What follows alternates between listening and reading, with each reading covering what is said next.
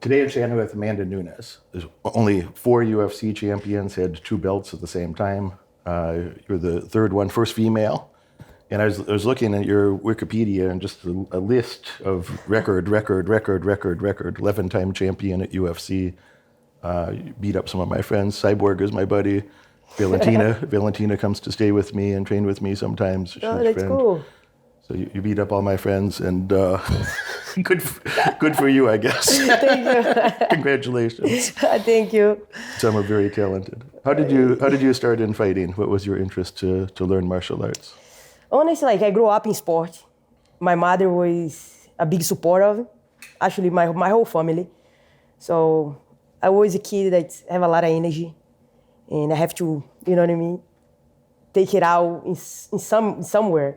So my mommy put me in capoeira, and after that, I never stopped, find another sport, I play soccer my whole life too. Mm-hmm. And I just like sports. And when I see one that I got interesting, I would try, and I like, and then keep doing until I finally find MMA. First I find jiu-jitsu, and then at the same time train a little bit judo. And after that, like wrestling, and I never stop. It literally like one to the other, and I find MMA, and I fall in love, and I give everything that I had. Capoeira, I know, is like dance, fighting/dance. Do the Brazilian people think of this more like a dance, or more as like fighting style? Honestly, like it's a cultural thing that people go always to watch because it's beautiful. Mm-hmm. But I'm gonna tell you, my strike, I learned it by a capoeira master. He went to Thailand and then mixed it up Muay Thai with capoeira. And his gym is right here in Doral. He's MMA master, is Mestre Cesar Carneiro. He's a capoeira master, but he's a strike coach. So he mixed it up capoeira and Muay Thai and come out pretty good. I came from Brazil, stayed here with him for three years.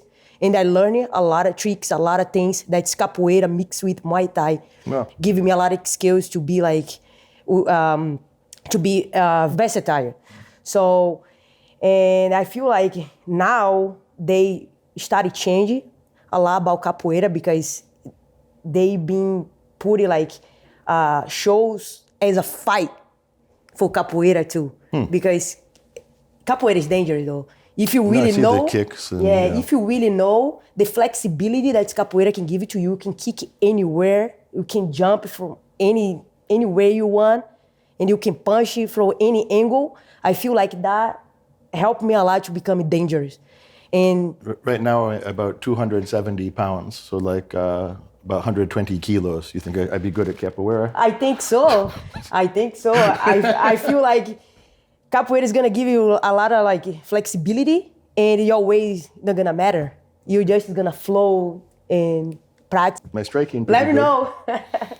I have belt number 6 out of 9 under Lyoto Machida and Glover Teixeira, a couple of Brazilians for the Kempo Karate. So good for you. My striking okay, not as good as yours. My grappling's pretty good. That's good. I got to add some capoeira for flexibility. Maybe some hot yoga too. Right. That can help. Anything can help you. Honest. If you see me doing hot yoga, as soon as it start getting hot, I'd be like, no. That would be funny. I'd be happy to fight a big man or do many difficult things, but I don't like to be hot too much. I don't see myself doing yoga either. So you love sports, and then you start learning fight sports, jiu-jitsu. Everybody is born with blue belt in Brazil. So jiu-jitsu is everywhere there. And when you start thinking like, I'm gonna fight professionally, or I'm gonna make money fighting? Honestly, when I started like competing jiu-jitsu, there's no money. I wanna no money, but like when you started like getting a level that you compete against the best, you realize that it can be a career if you leave Brazil to go to another country. And when I went to São Paulo to compete, and I saw a lot of girls back then with sponsors in the gi, and I didn't have any at that time. So, and then at that point, I always think about it. Maybe if I like really take this serious and like get good at it, you know, I might can get a career of this. Or whatever happened, the future is gonna show something that's gonna help me. But I wanna do something with sport, you know. I wanna grow. I wanna change my life with sport in any sport, you know. So and as long as I went, train jiu-jitsu, compete, and train submission as well, compete, and I find MMA. And I fall in love right away. Claudia is my friend for a long time now, and you're about the same age. You're both coming from Brazil. And yeah, she's saying she winning, world title in jiu-jitsu in Brazil. I think 7-time national champion, 3-time world champion in jiu-jitsu. And then, but no money.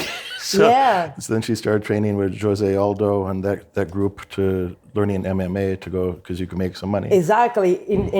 Exactly. When I saw MMA for the first time was in my gym that I started, like compete jiu-jitsu.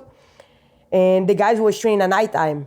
And one day I accidentally stayed there at nighttime, and then I saw they training for Vale Tudo back in the day. Mm-hmm. It's no always MMA back in the day in Brazil. So just to explain, Vale Tudo is like basically no rules. Yeah, no rules. No gloves, maybe gloves, no gloves. Gloves, but like no rules. You can do like anything, like kicking the head if you're in the floor or whatever. Like back in the day, it used to be brutal. Mm. So and when I saw the training, I talked to my coach. I said like I like this, and I want to try. And I think this, I find the sport that I wanted for so long. Because jiu-jitsu is good, like you can grapple, but like you can punch as well. You can grapple, can punch, and like you can elbow, you can knee, like you can do so many things. You're free. Actually you get in the cage, you feel free, you like put everything like out there. So and then he like got very interesting. He's like, okay, let's do it, let's try. And then I trained him one day. I said like, this is what I want. I want to get good at this. So I want to make a career of this. I can't. And then I went look, in YouTube, Google's, the girls in Brazil that's the top, At that time it was Vanessa Porto, Cyborg, and Karina Dunn. And I have a lot of girls that's was in the top. And I saw the girls like, travel, come here, and all those things. I said like, all right, maybe one day I can go to USA, and then maybe we can change it. I can change my life, mm-hmm. Because I know back in the day have Strike Force. Mm-hmm. Cyborg was Strike Force, exactly. Yeah. Cyborg was fighting Strike Force. Bellator have women's division as well. So when I look it up, a bunch of things here, and then I decided to come here. I said like, I'm gonna fight here in Brazil, get a couple fights here, get a good record, and I'm gonna try to go to USA. And I have like a friend here, the brother of my coach in Brazil. He already was living here, so it would be a easy travel. Transition. You know what I mean? An easy transition. So he have a gym, he established here, and I told him like I'm gonna fight. And I'm gonna get good here in Brazil. I'm gonna get in the top here in Brazil, and then I'm gonna go to USA. And then he started laughing, like, "Okay, show me." And then you really wanna do this? Show me. You really wanna come here? I don't think you're gonna come here. All those things. I think he was kind of pushing me for I be strong and then do it. So, but like I did it all, and I fought Vanessa Porto. I fought so many other girls that was in the top in Brazil.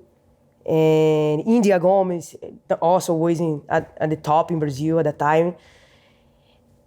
And I become like one of the best girls in Brazil. Chris was the first, I was the second, because she already, you know what I mean, She's like 4 years older, yeah? Yeah, she already came to USA, so, and when I saw that I can become very good at it, I said, like, this is what I want to do. I'm going to change my life with this.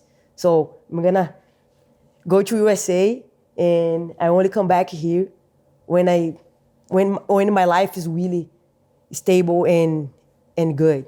What is your training like at this time? So when you're still back in Brazil and you're looking to go to the United States, you're beating a lot of the Brazilian girls. Are you training? Of course, you're training hard, but are you training thinking like I'm going to be the best woman at the world to ever do this? Yeah, definitely.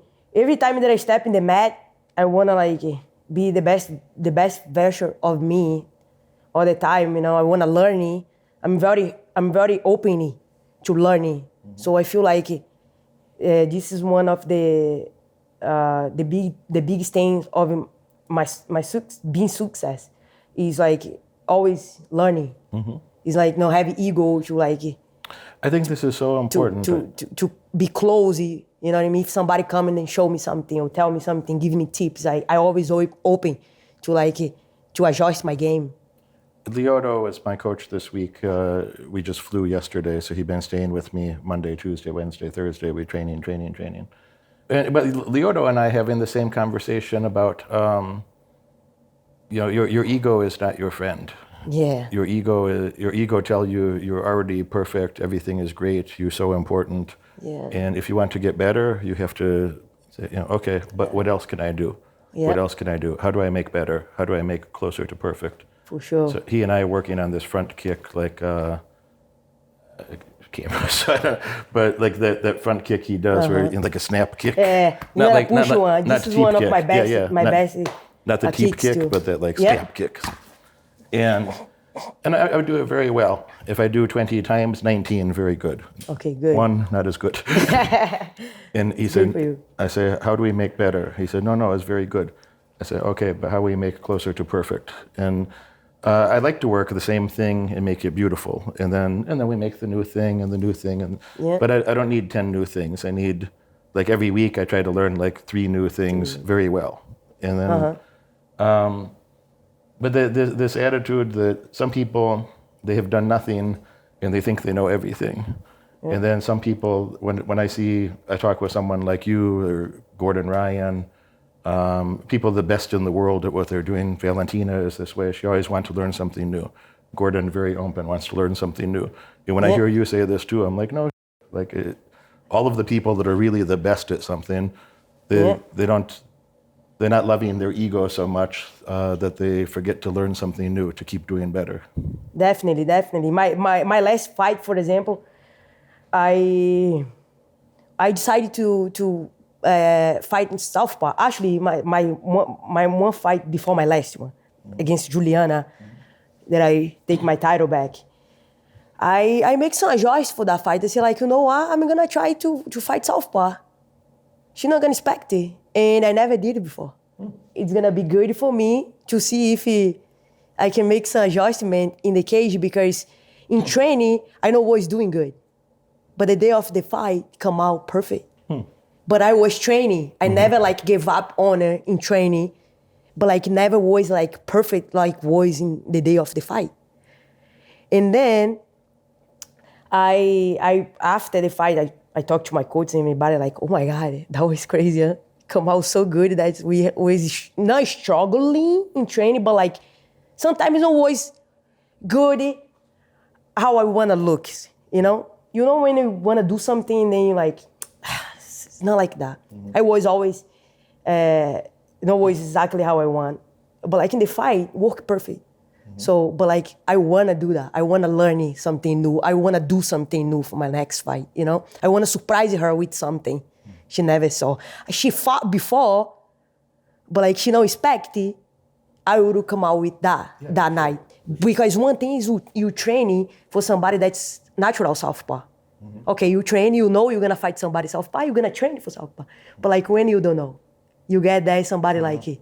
Okay, you trained before, but for this fight you didn't. Still, you're gonna be lost because you didn't train at all. Yeah, different, frustrating. It's completely different. It's frustrating. So, and then play very well, and then I got my belt back. So that is the point.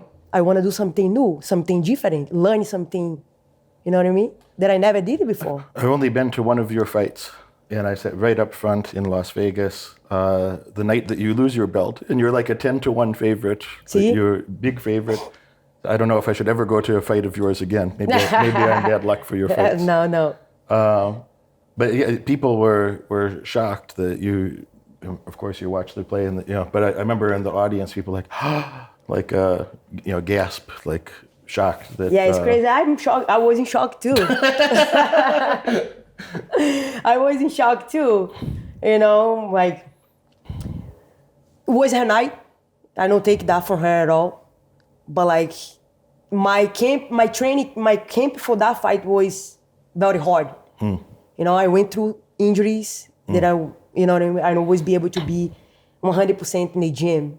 But like, I did enough to get me there, at least to give me that push to going through that fight week. But I know it was 100%. And the biggest thing for me was I don't want to pull out from that fight, because I did it before with sinus pressure that I always had, but I have chronic sinus pressure. Sometimes really like I can do anything and even putting my head down because it's very bad. And one against Valentina, actually, I have that and I have to pull out because I couldn't take punch in the head. So, and then I don't want to do that again. I don't want to pull out the fight. And then like, I don't want to like cancel it or something like that. So I ended up fight that night. But I knew I'm better than that, I knew like something was right, and I came back right after. No, you can't. You were very dominant in your rematch, so you did an amazing job in your rematch. I know Juliana. I did interviews with everybody at UFC. Half of the champions have done interviews with. I've been waiting to do an interview with you. You were hard to get a hold of. I'm excited to talk with you. You're hard to get a hold of. Thank you for having me. So I know that I know Juliana is very tough and is persistent, psychologically tough girl. But you did amazing in your rematch, and you got your belt again. And I knew that. I knew I have to hurt her. I have to break her. So and my many things in that fight was to go to the 5 rounds. So I wanna like make sure like cruise. You know what I mean? Mm-hmm. Show her that I'm better than her everywhere. Wrestling, striking, cardio, mentally. So she have a lucky day, though. But like I came back to prove it to her that was a lucky day for her, And you got it. Got it. I'm happy about it. How do you think in your own head? You have so many, best at this, best record, and you really beat the best girls in the world. You beat Valentina twice. You got Cyborg. Holly's strong, good fighter for a long time. Yeah, she is. Ronda, Ronda was a lot of noise around her name, and I think that's when a lot of people start becoming aware of you. That like the public start to know about you because they promote Ronda. And when you beat Ronda, then they're like, oh, this girl. Yeah, definitely. In your head, do you just think like, that's what I do, or do you sometimes think like, holy, that's pretty cool. Like I'm the best in the world in women's fighting. Both. It depends which day. Because I'm so focused on this my whole life. You know what I mean? When I find MMA, I wanna be good at this. So I wanna be the best. I only gonna start doing this if I'm gonna go, where become really who I am today. So. And when I think about it sometimes, I feel like, yes, I did it. Wow, that's pretty cool. I see all my belts at home and like I look at my belts and like, oh my God, we did it so much because I was so busy, like for so long in my career that sometimes like you don't have time to sit down and then look your belts and then talk to them a little bit. It's gonna sound a little crazy, but when you have when you accomplish everything that I did, like you definitely like get a little crazy, you know what I mean? You wanna like talk to the belt like because it's a part of you, right? It's a part of your life. It makes sense to me. I chase. I'm crazy too. It makes sense to me, no problem. I chased that thing for so long, and now I have it here in my house, all of it. And 11. I don't have enough fingers. 11 belts. And so like I look like, I did it. You know what I mean? I did it, and I can keep it doing. I'm still like good. I'm 36, no injuries, no surgeries. You know, so No surgeries at 36. no surgeries, Wow. no problem. Thank God. So I still can move on. I still can do whatever I want with my career, and I still can hang it.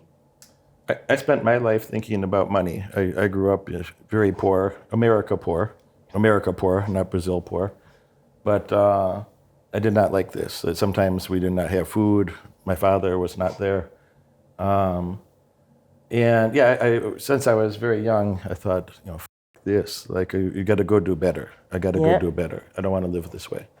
And I started making money when I was 7. I started making little, like me doing things a child can do, to walk the dog or wash a car, cut the grass, Got it.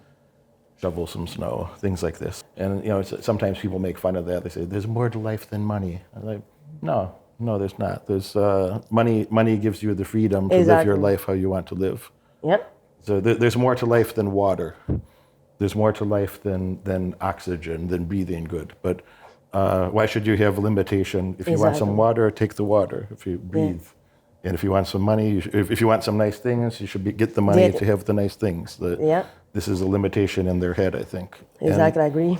So yeah, I have some of these moments later in life where, times I think back of like, I'll be in a different continent or something. I'll be in New Zealand and like the nicest penthouse and the tallest building in their country, and eating a burger and looking down, and I think, wow, like, 30 years ago you didn't have food.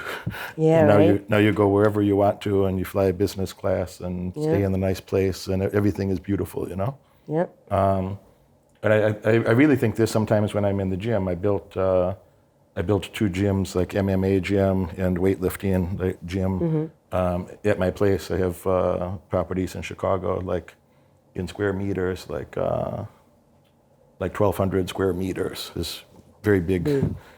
And yeah, so I have the UFC people over all the time. We're training together, we're lifting weights and training together, and sometimes I think about that and just like, like you got like the people you used to watch on television are like your coaches and training partners now. You got the amazing gyms that are just for me. It's not for the public. It's just my space, It's cool. And I think there's no excuse. Like, so on one hand, I feel like I'm like, oh, that's great. Like, you work a lot, and over time, now you can buy whatever you want to. But then I still go do things that are hard work. Like, I can't buy the MMA skills. I still have to do the training. I've been trying to pay him to lift some weights, and I get the muscle, but it don't work. I still got to lift the weight. I still got to do the hard things for myself. But it's nice to do that when you have the best coaches and nice surroundings. Everything is beautiful. For sure. I also growing up like we know was poor. My mommy like never like. I don't remember like one day without food in my life. My mommy worked hard and giving me enough. My mom lazy. Giving me enough to like have food, have clothes. I remember she never, but like to do anything else, we always struggle a little bit because she's not gonna take that money that we can have food, clothes to like do all the things that's in that moment it's not necessary. If it's gonna cost us to maybe in the future not have some food. Actually, I remember like when I was young, see her like with her notes, like putting her money together and like food, like separate all the money she get from the month to make sure like we have food and everything. So and then grow up, see that, and even like driving me even more strong forward to become better, to come back and then like surprise her with a house, with a car, with something that she really want, because she also did everything for us, you know what I mean? She worked hard to like, so we can grow up like healthy and fine. We have like health insurance, like, but in Brazil, we have free stuff also, a lot of free stuff. Yeah. For like government people stuff. that don't have like a lot of money but can and she always like make sure we like have things for, you know, we also live in a small city that's like things a lot better also to go around to the government can help here and that, but like she always make sure we was good, you know. So, and I was happy when I started doing, and then when things started coming together for my life, it's like, oh my God, this is gonna be great, you know. And I started get better and better and better. And then when I finally started get some money, it's like, all right, now I'm gonna like do this for me, and I'm gonna help my family to give my mom some presents. That would be so cool, you know, pay her back. Because I remember when I was young, you know, my first job, like I got her present in Mother's Day, and I remember like fall and then break, and I put it together and then I give her anyways like that because it was the only money that I have. So now I can really buy like something nice and then can give it to her. That it's like just memories that it's cool, you know. My mom and my sisters always was there for me. I was the youngest one, so they always take care of me. My sister always like there for me, all in my competitions, like anything that I need. They both them always work, so they give me some money to transportation to go to the gym. So they always support. They always support me. So who I become today, my family has a big part of this. My sister and my mother always was there for me since day one, you know. And I'm so proud of them to don't give up on me, and proud of me to be able to. I was young to want to chase this, you know. Mm-hmm. You know, a lot of young kids out there is like, you know, don't think like when I started doing this, I'm gonna get good because I want to change my life and help my family as well. And look, I'm here today. I did it, and I went back to Brazil, bring my belt, you know. My grandma was alive back then. I was be able to like fix a couple things in my grandma's house before she passed. She don't have water inside the house. So I always be able to like make this hole in the floor that you can get water. Yeah. In small city in Brazil, we don't have like a tube that's go inside the house. You gotta make it. You gotta go in the land. Dig a well. Dig. And then they have a pump. They have the pump. A manual pump. Exactly. and I always be able to get like a pump that's no need to be manual. Mm-hmm. You know what I mean? And I put the pump there, and then the water goes straight like to the house. And then it was a cool thing for me, you know. Before my grandma passed, she had water inside the house. It was a big thing for her. I understand. It was crazy. And then she was so happy. I said like, just water like float inside the house. You know, she was so happy. And then I remember that. It's pretty cool for me. Make me strong and to come back here and then live here by myself was a good memories to have to keep like me strong, you know, keep going. My grandmother was very nice to me. My mother, no. My mother was very mean. Sorry about that. I don't like my mother. She is dead, and I did not go to her funeral, and I don't feel bad at all. Jeez. But my grandmother was very nice to me. She was like my mother, very very sweet. And yeah, the last like 8-9 years of her life, she did not have much money. She's just a normal lady, just average middle class lady. But she lived in my house, and I take care of everything for her. And because when I was young, she'd look out for me like this and do nice things for me. So I always remember that. But I feel proud. I was happy I was making some money early enough that I could do this for her. Yeah, that exactly. She's not struggling when she was, you know, in her 70s, 80s. Yeah. I want to make sure she was comfortable and everything is good. So I would take her. She lived in my house, and I come pick her up and take her shopping or take her to dinner, and then she can go tell her sisters that her grandson bought her something or took her for dinner. Not cool. And most people don't do this, you know. Yeah. So.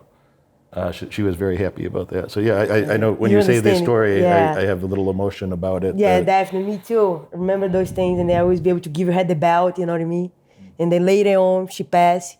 But like I always be able to, like, you know, be able to do some things that she never see before. And then that was a very happy moment for me, and that I was be able to help with my accomplishment, you know? I was crazy, I'm still crazy, but I was crazy my whole life that I thought like I wanted to go do something or I don't care about being famous. I don't care. I'm not so famous, but Me neither. people, if I walk around, people they say, "Oh, Moneyberg," but I never care about this. But I wanted to have resources. I wanted to have some money, and be able to take care of myself or the people around me. And so, since I was a little child, I was always thinking this way and making my notes about how I make more money with my money and what else can I do to earn some money and being crazy. Kids in school make fun of me for this. But yeah, I remember I was still in my 20s, late 20s, and I had my first $1 million, and I could go, tell my grandmother and show her, and she could understand, because she watched me my whole life, of course, since I was a little kid, and she said that this crazy kid is doing the things that he said he was going to do, So when you tell some of these stories, I feel like I have my version of that. So no UFC belts, but no, I get it. but I had my version of that. So yeah, I understand the emotion and some of the thoughts of what you're saying. Definitely. What are some of the ones you were most proud of? Where there's a difficult fight or difficult moment in your life in some other way that you feel proud that you're like, most people would quit there and you keep doing the thing and live the life you have now? Actually, I can say like in the beginning, obviously, like when you don't have any sponsor and you wanna like only do that because you love it doing that. You wanna that thing become your job, and you don't have sponsor. And when I remember those days, I'm glad that I didn't stop. Mm-hmm. I don't have any sponsor. I sleep in the gym many like days. I clean the gym to help my master. We pretty much like we 4:00 in the morning clean the gym. The first class 5, and when the gym is closed at nighttime, we clean everything and then we sleep in the mat. So always a good times, definitely. Sensei Ricardo always was there for me, believing me since day one. I was white belt when he told me like, you are not lioness. He gave me that name. I was just going to ask, this is where this name comes from? He gave me that name because I was the only girl at the gym, sleeping with the guys. I have a lot of guys in the gym that not have money but want to chase the dream too, and prefer to sleep in the gym than have to struggle to go home and don't have money to. And at least in the gym, we help each other. If I have some money, I would like pay for my friends, you know what I mean? And then they the same. And the master also used to like help us. We clean the gym, make sure everything was clean so we can have more clients. And if the gym have more clients, it would help us too with money, all those things. We keep moving forward in our dream. And I'm glad I have a lot of those guys that was sleeping next to me. They all give up. And I was the only one that's making. And you're a little girl. I'm a little girl. Yeah, I was like 16 years old. And looking back, I still talk to them. I say like, why you guys didn't come here with me? You know what I mean? We should have come. And most of them like came, but didn't was be able to stay because they like miss, the Brazilian vibe, miss the family, like all those things. I say like, but you're never gonna make it like that though. You gotta struggle. This is how it is, Life is not like, if it was everything easy, we don't always be able to, you know what I mean, to work hard to get something. So, and I came here, I did the same. I sleep in the gym here in New Jersey. It was cold as hell. I never see snow in my life. That was my first time. When the airplane landed in New Jersey, was like cold. There's snow. It's like, hold on. Let me like really think about if I want to do this. All right. And then I went to the place that I was supposed to go. I got in the gym, and the gym, they don't tune the heat. The heat because it's expensive also. And then the mat's like cold, like rock. I said like, I'm gonna fall in this mat. My toes was like numb. I said like, how we can warm up here? Like, I don't know if I'm gonna be able to do this for long, And this is everything, in life is like, you get used to. You just like have to keep it going. You get used to things. It's like it's very hard like doing shot if you have to do a shot every day in your butt. For the first couple times, like, oh my God, I'm gonna stick this needle every day in my butt. I can't. And then one day you kind of like, I say those things because I did the IVF. So needles a lot. Oh, I see. So the first couple needles, like, I'm not gonna be able to do this, doctor. I'm done. I cannot. And then he looked at me like, you want your baby or not? So you gotta, you gotta make the choice. And they said like, yeah, I wanna see a little Amandinha walk around. So, and they always be able to do. I take testosterone because I'm 45. So if you're 45 and you do not take testosterone, you cannot do what I am doing. You cannot train like this. You cannot lift like this. So. See, like everything in life, like you get used to, you know what I mean? If somebody want to make fun of it, I don't care because when you're my age, you're not going to be doing if you're not taking some testosterone too. So when you're saying this, I'm like, yeah, I have to learn to inject, Like needle every day. It's not natural. It's like unbelievable. And one day, like I always wake up like nothing. And I talk to the doctor like, oh, okay, it's done already. So I was used already. So, but like, I just like driving forward, complaining here and there, but like, okay, tomorrow I'm gonna do it again. Complaining here and there, like cry a little bit, keep it going. And then natural, a life, put things together for my life. Always somebody was like, wanna help me with something. In the gym, the coach make like this little box and put it there, and then all the students come every day and put it like some money for at the end of the day I have some money to eat something. Here in New Jersey though. Yeah, because I came without money too. $20 in my pocket. And the coach make that, and then every at the end of the day I used to go in my box and then I have some money to get it, buy some stuff for training, whatever I want to do. And it was pretty cool. It was a very cool experience. And yeah, I feel like for a lot of people out there, it's still like that struggle, to have like a support to chase that dream. But like I never stop. I feel like that's the secret. You came to American Top Team later, yeah?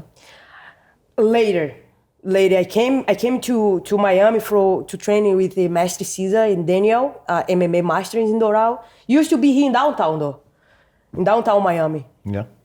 Couple years ago, and I stayed for 3 years, and then I left for America Top Team.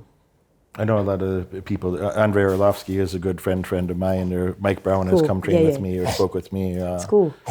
I'm terrible with names. I know the wrestling I love coaches. Mike. I need to spend more time with the wrestling Mike coaches. Brown's pretty cool. He was one of my many coaches there. Mike? Yeah, Mike.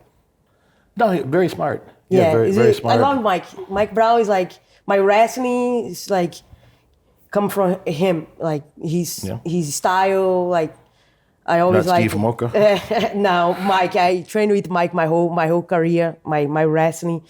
And Mike always like a good guy, like good coach, always push you, always there for you. And also he trained with you though. We always have a good time training. I don't need training partner when I train with Mike Brown, because like he was a body though. Good body. You're talking about like a guy, like a guy that's like have a lot of weight on it, and also was a fighter. But like his body just like know how to work with girls though. He know like how to spar with me. We grapple, we wrestle, we have so much fun. There was a funny story about Mike. So Andrei Orlovsky comes to train with me in Chicago, and he has a fight coming up, and I say, maybe you don't want to come. Your fight maybe is 5 weeks or something. I say, stay there, train. I get somebody else to come. He said, no, Derek, I can do. He said, can I bring my coach? I bring Mike Brown with. And I said, if you want to stay there, it's okay. Like if somebody else will come for me, but make sure that you win your fight. He's fine. So anyway, he's coming. He brings Mike Brown with, and Mike was showing me this choke. Too complicated to explain. He's showing me this unique choke, and I'm thinking like, with our size difference, like he cannot choke me like this. Like I don't think so. And so I don't fight him with my whole body. I just hand fighting his arms, I let him do anything he wants to. He uses his whole body, and I just lay in there and just using my hands to, defend hands, neck only. But I'm not trying to get away or not trying to use my whole body to. Okay. And, 100 seconds later, less than 2 minutes later, I'm like, and I thought, all right. Yeah. So I had a different respect for him. Then I'm like, all right, this guy's fucking Mike legit. 100 pounds smaller than me, but I still have to respect that if you're not careful, if I'm not defensive early in using my resources, then he's still dangerous. Yeah, definitely. I always bother him the whole time. Like he still can fight. He still can hang in there. Yeah, I mean, he's older than me. He must be 47 or 8 or something. Yeah, but he have some surgery in his neck, all those things. You don't wanna really risk that. But Mike Brown, he roll with everybody. He's still hanging there. I used to love training with Mike Brown. Love. I miss him a lot. How do you feel about that gym versus others? So, I say this because at that gym, you're there, it must be Joanna would be there, Junior Dos Santos, Poirier, Kayla Harrison was there yet or no? No, she came later. She came later. Nina was there. But there's a lot of really high-level talent. Andre, there's a lot of high-level talent there that are, former champions. Yeah, it's a bunch of good fighters for sure. Yeah, it's the thing about America Top Team. You can get at the training. You know what I mean? We have a lot of bodies. A lot of different bodies. The mat's always full. You can work with so many different people, and make you evolve a lot. And the coaches as well have a lot of coaches. You can go one to the other, train with whatever you want. You can make your schedule, So it make you evolve because obviously, when you have your coach, you like to train with that coach every day. It's cool for you. But if you openly to be able to jumping around and then get good thing involved that is also good too. And America Top Team is good because that, So you have a lot of professionals you can work on. And the fighters too, let's give you some tips too. Do this, do that, then, And you openly to literally evolve every single day.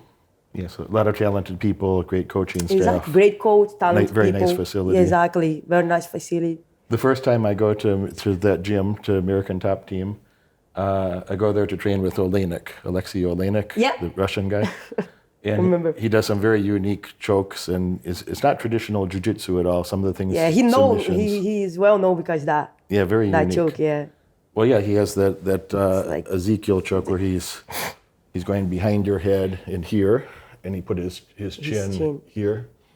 And he put his chin here, and this comes down and under, and then you take the chin away and take him like this. He showed me this, and then he surprised that I remember because nobody remembers, I guess. But so it's the first day that he and I meet, and I go to the gym as I'm there to see him. And this is not a public gym. It's the door is locked. It's not. So I got a knock on the door, and they come and get me, and they're like, "Who the hell is this guy?" And I say, "I'm here to train with him." They say, "He left. He's not here." And then they kind of looking at me funny, and I'm like, "No, everyone." He was like, "Joanna knows me. Dustin knows me. Everyone knows me.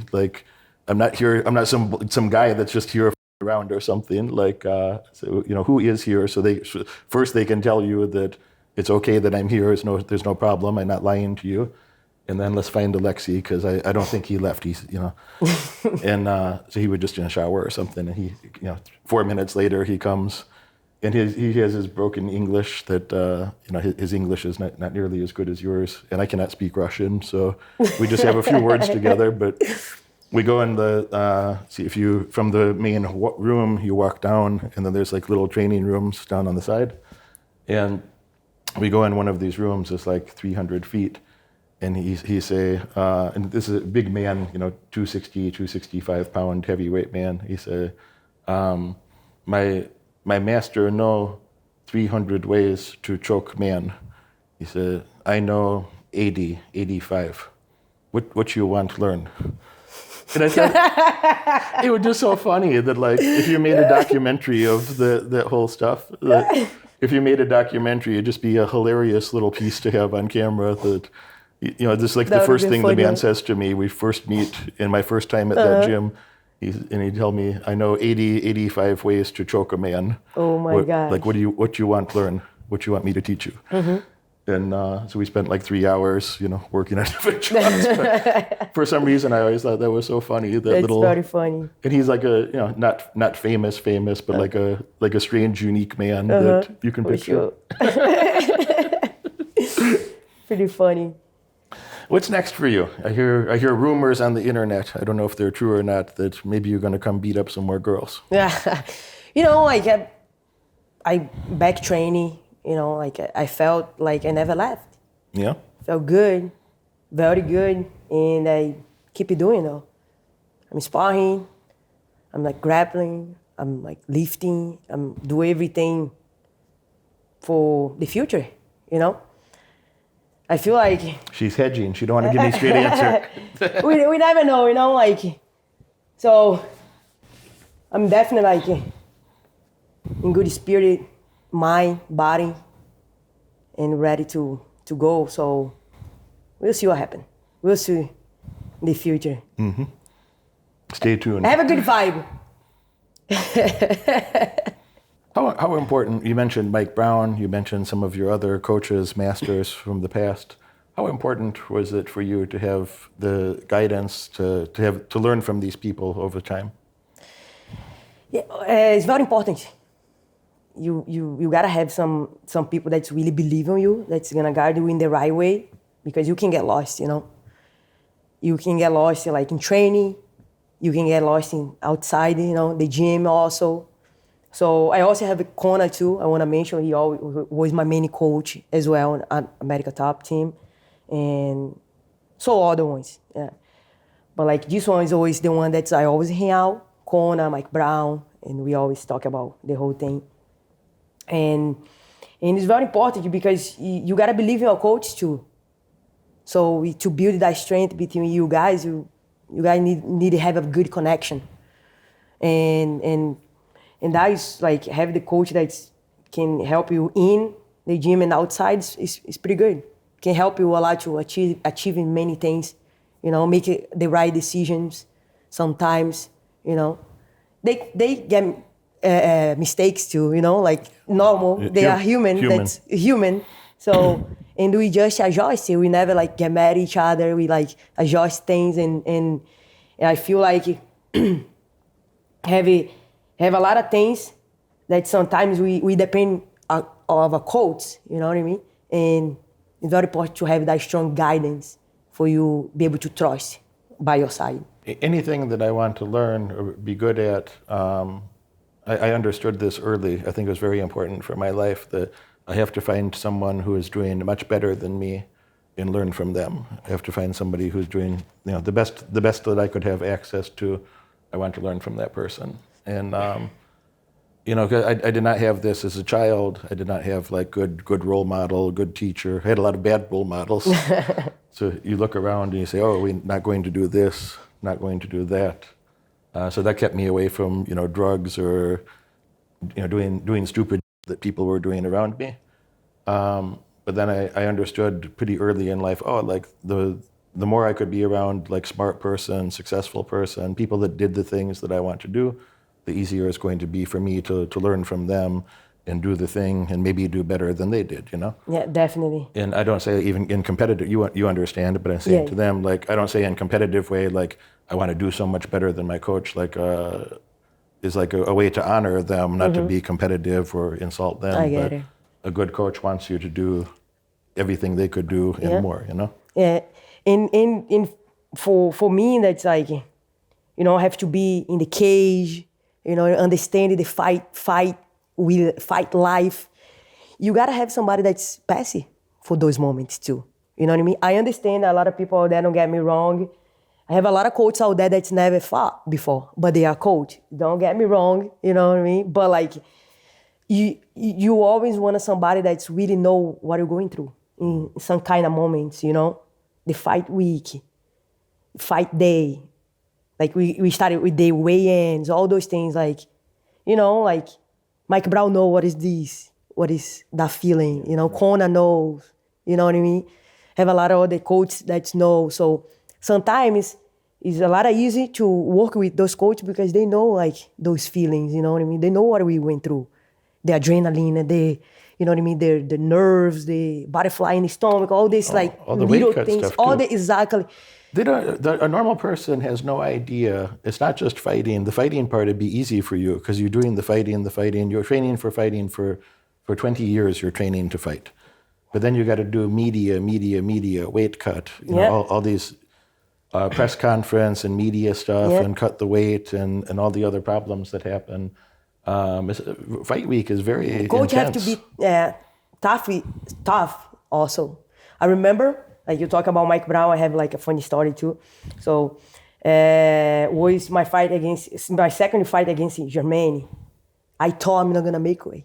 It was very hard for me. I don't know, but like I have the hard weight cut that night, that day. It was crazy. I look at everybody, say like, oh my God. I think this is the only time in my life that this is gonna beat me. And I was like struggling. And Mike Brown was there with me in the sauna. Oh yeah, he's come to the sauna with you. Come to the sauna with me. And I look at him like, he didn't even always be able to talk though. Because he was like struggling more than me. You know? Poor guy. And then he was like, you want some ice or something? And then I was like, no, Mike, no, thank you. And you're like, He wants some ice. I think he want to get out. He wants some But he ice was right keep now. asking me if I wanted something, you know what I mean? He was just want to like get out a little bit. But like he stayed there until the last minute to make way inside the sauna with me. You know? Me, him, and Nina, I remember. And that was crazy. I give a lot of credit to him, you know, that day. Not only that day, but like he hold my hand though when I like, you know what I mean? I'm gonna text him right now. He was struggling so bad that day. He like was, please God, please, this can be fast. You believe that when we done. We telling stories about you over here, Mike. How you doing? Good. Miss you, Mike. Respect. I see you soon. So, and trust me, when he leave the sauna, I make away everything. He look at me like, yes.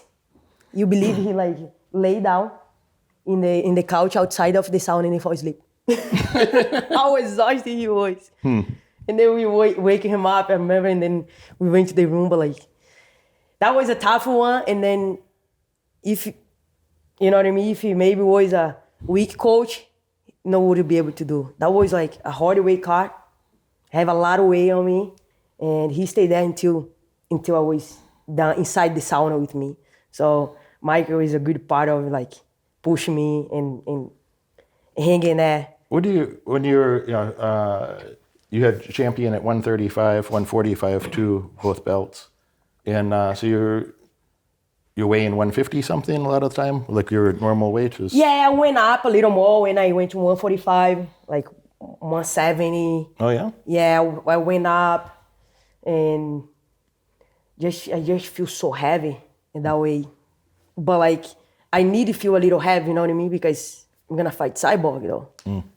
So she's like... Yeah, she'd be walking around 170 something, 180 maybe. Huge. And funny because the first day that I saw her, like, I was like, oh my God, she's definitely like huge, you know? Yeah, the first time I met her, we've spent time together a few times. And, but the first time I met her, I remember thinking too, like, all right, like this girl will beat up most men for like no problem, like normal, she's like 170 pounds. So like, you know, an average man is 180 pounds and can't fight. So like it'd be nothing for her to beat up like normal man, 200-pound man. You as well, of course. It was like no problem. But yeah, just her size, I thought like, all right, I see. Legit. So and then like I remember like I was me and Nina only. She, you know how she always walk like her and her crew behind, and there was me and Nina, the fight week.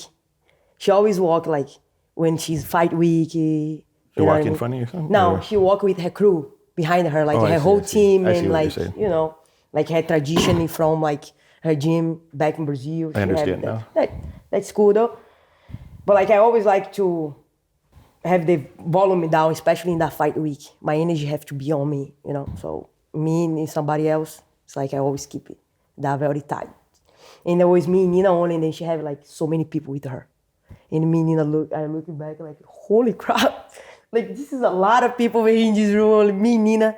It's like, I always say like, at the end of the day, it's gonna be only me and her inside the cage. You know what I mean? Not that it don't matter, It can be like 100 people behind you, but like when you close that door, it's gonna be me, you. So I feel like when I saw her for the first time, I was that impressed, you know what I mean? Like, so I think she kind of used that to like, maybe like threat a little, you know what I mean? Her opponent, but like did work well with me, because I was very strong for that moment. But like, yeah, when I saw her, like, oh my God, she's definitely big. So when I thought that, I said like, okay, I can put it like a little more weight just to make sure I'm like, have like a little fat to burn in that fight, because I might need, Gotcha. So because more fat than the muscles, you know what I mean? Need a little muscles, but like fat to burn in my cardio, Having a little fat content still help you think, exactly. more than being very lean. Exactly. Lean? Yeah. Definitely. I never was lean in my whole fight. I no need to be. I always was powerful, strong. I always have my fat here and there, you know what I mean? I'm still under 10%. Yesterday I was at 9.1% on my in-body scale. And I was, so when I wake up with no food, no liquids yet, I was 268 and 9.1%. But earlier, a few months ago, I was a little leaner. I have more energy with just a little bit more fat. More fat, exactly. 8%, 9%. I have more energy to like lift the weights and do the training.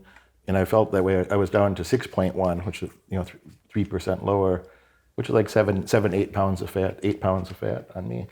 But yeah, I have more energy. More energy. But my cardio is a little bit better if I'm leaner. But like it's just like the endurance for the day to do many things during the day. So I've been thinking about this myself a little bit. Like, and I'm not trying to be a professional athlete. I'm an old man. Yeah, I felt like when I put a little more, both like a little muscles and a little more fat, I felt like more powerful too. I'm 135, I can knock people out. Imagine with a little extra fat and weight on me, how that punching is gonna be. I knew I'm gonna knock her out though. I know. How I was punching the gym with extra weight on me and no need to lose that much weight because I don't need it. She need it, I know she's gonna struggle it. Just went a little high just to like lose enough. No struggle at all. Like with that fight week and that weight loss was perfect.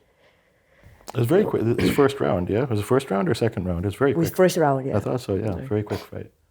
You got momentum, you stunned her. Yeah. Stunned her a little bit, and then... Yeah. Everything started because the calf kick. It's one of my favorite kick.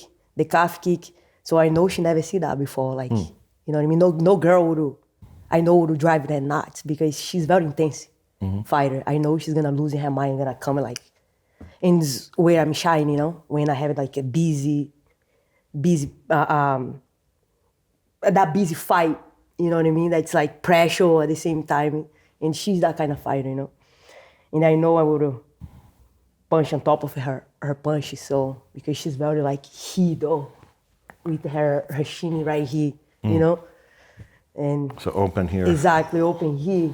Strong punches. Exactly, like a little open. If I come on top with my overhands, I know I would land all. In one thing, like when I swing like that, I swing with everything, hips and everything. So imagine it, when she like pressure me, I don't know if you remember, but like I cover a little bit, and then soon I went under one, I already come back with my hook. Was the one that's like... I have to watch again. Yeah. So I remember cover, and then boom. I don't remember the setup that it started, but there was a moment where you hit her very hard, and she little. Was that moment? And then she little shook, and then you continue, heavy pressure. So this is what I see in my head, but exactly you might remember more clearly than I do. A little bit more. I watched a couple times that fight.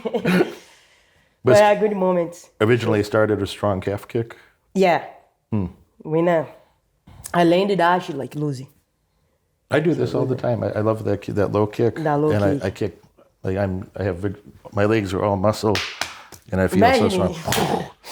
And Henry Hooft, you know who Henry is from here. Henry, he always cautioned me, like, he said, you cannot kick someone like this that unless they really deserve it, unless they really need to be kicked like that. It's like a man who's not a fighter, his legs are going to go, and you're going to fall on his hip or fall on his head, and you're going to be hurt. And actually, you can do some like injury in that area that's pretty bad, though. Yeah, he always tell me, like, don't do this unless someone really deserves that. Don't do this. I don't know. I think it's an honor to talk to you. I've been wanting to talk to you for a while. Thank you. I thought you were going to come to Vegas maybe last month. I asked to meet with you then, but you stay in Brazil, and I'm happy to see you and get to know you a little bit. Thank you. Thank you for sharing your stories. I have to ask one question. I ask all the champions. I did maybe 300 interviews with different champions from different sports. And I ask them about these coaches and mentors. Have you ever seen somebody with those fancy, your 11 UFC belts or Olympic medal, any trophy held, high above there? Do you ever see somebody like this that did it all by themselves? They didn't have great coach, great teacher to help them? Yeah. No. So there are a lot of people out here, they think, oh yeah, I'm gonna figure it out. I'm gonna do it my way. I'm gonna go make money my way. I'm gonna be successful my way. Like, no, you're not. You're not gonna be successful your way. I never want to do things my way. I want to do it the best way. Yeah. So I'm very open to learn from other people. I think that when you said this earlier, I'm like, okay, there's another person like best in the world who thinks this way. They're very, very open to learn something new. John Jones is this way. Everyone who's great at their sport or great at their thing, they want to learn more and do better. If you think you're going to do everything your way, it's going to be very bad. Yeah, and also pick it up things with your eyes. I can pick it up a lot of things like watch fights. The next day I can put in my game.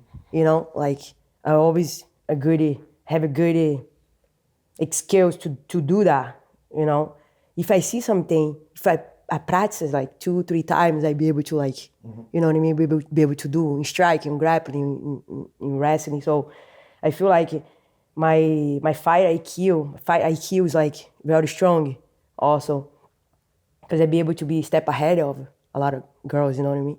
And sometimes they can be more strong than me, but I'm more smart, more quick.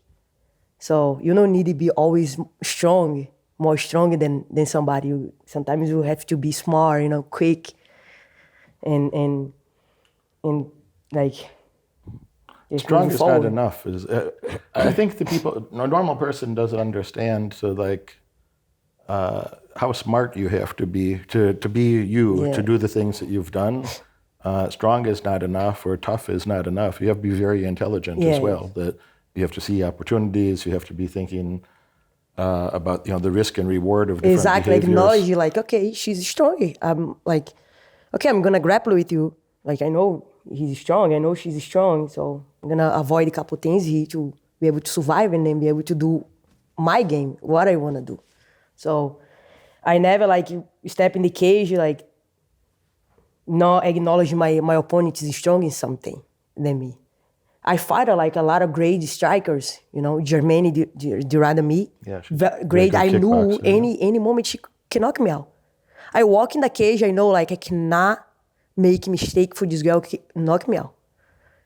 But I will always be able to cruise, you know what I mean, in the fight with the best strike in the world, So I feel you gotta be more smart even when your opponent is better than you in that in some things, I've talked with the audience about this and with some of my coaches as well, that like there's a lot of overlap between like business, learning about building a business or a stock market and fighting is a lot of the same philosophies, a lot of the same thoughts. And like, maybe there's more than 1,000 little things you have to learn defensively, like don't get hurt here, don't be caught there, don't allow this problem don't let the little problem become big problem. So, it's like 2,000 things you have to do defensively to make sure that you're not getting hurt, you're not having a bad problem. And, if you have 5 things that you could do offensively, if you have 5 ways that you could make money consistently, or if you have 5 things offensively, you have more than that. But if you have 5 that are your favorites that you're very good at, and 30 more that are good, but 5 that you're amazing, you're gonna have great success. But you have to think about those 2,000 things. Don't let this happen. Don't let this happen. Be careful, safe, distance. Okay, but then when the opportunity is there to do one of the things that you've been training for that you're very good at, say now we have to go, be aggressive at that moment. Yeah. It's the same thing in the stock market. It's like, For sure. And the people here, they think they're supposed to make money every moment in stocks or something. What are you buying? What are you selling? What are you trading? So I'm not trading anything. Like sometimes I buy something and I wait 4 years. Sometimes I buy a stock and I sit around, I'm talking with you, I'm doing whatever, I'm living my life. And then one day later I wake up and say, oh, seems like it'd be a good time to sell this. And I'm up 500%. And I don't think it's going to go up too much more. So a good time to sell that and put the money someplace else now.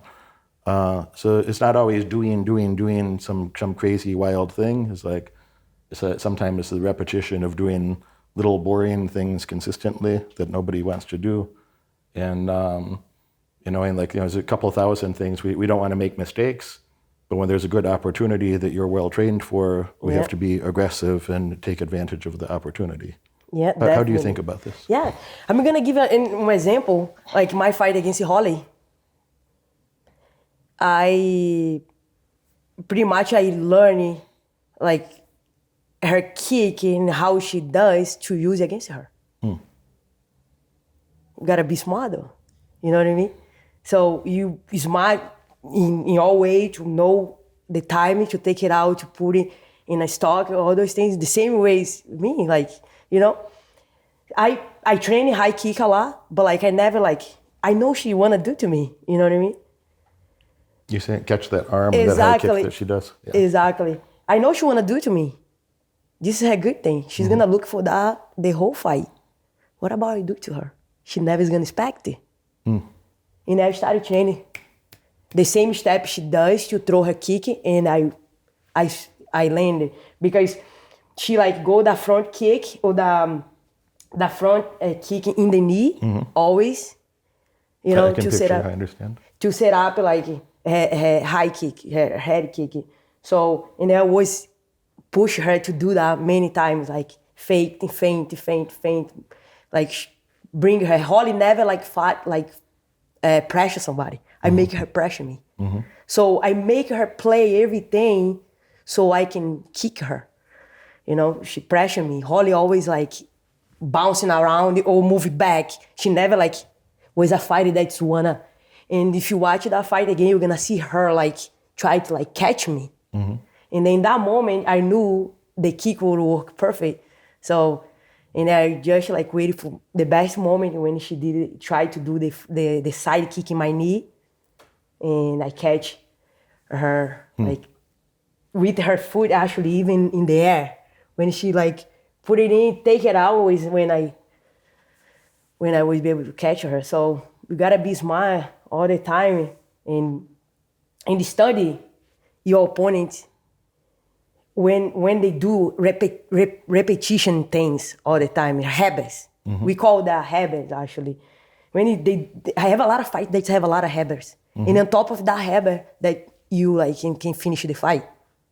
Some people put the head down or fix the short all the time. Or I know exactly what you're talking about. That's point. The short guy. Fix the short all the time. Actually, I also have also too, sometimes I fix my short too, you know what I mean?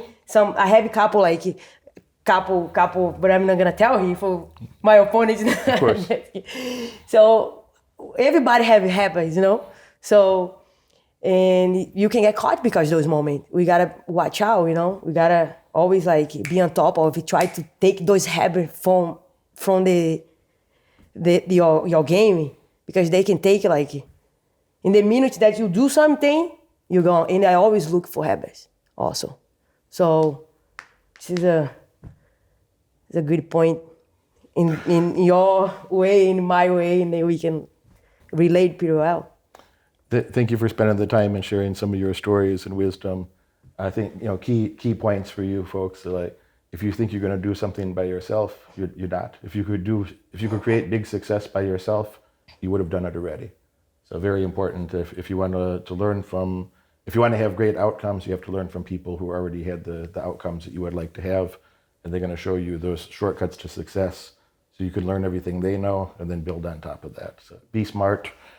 Have good habits. Yeah. Study your opponent's habits, study the market, and know what you're up against. Be honest about your competition. If you think you're going to do something macho and it's going to be easy, probably not. But if you study, you pay attention, you have good coaches, you have good mentors, you could have good results as well. So definitely. Amanda's the best female fighter ever. Had amazing Thank success. I feel honored to talk to you, and thank you so much for making time. Thank you for having me in. I appreciate it. Good time. You watch this video all the way through, and that tells me you're dedicated to learning more and earning far above average outcomes in your life. Congratulations for that. But now it's time to take action. If you could have earned those results by yourself, you would have done it already. My head coach has opened up a few spots on his high-demand calendar for an in-person, one-on-one strategy session to help you. On this call, we'll give you the pragmatic advice that you can implement tonight to get laser-focused on the right metrics and leave mediocrity far behind in your past. Click that link right now in the description below and apply for your call immediately. Do it now.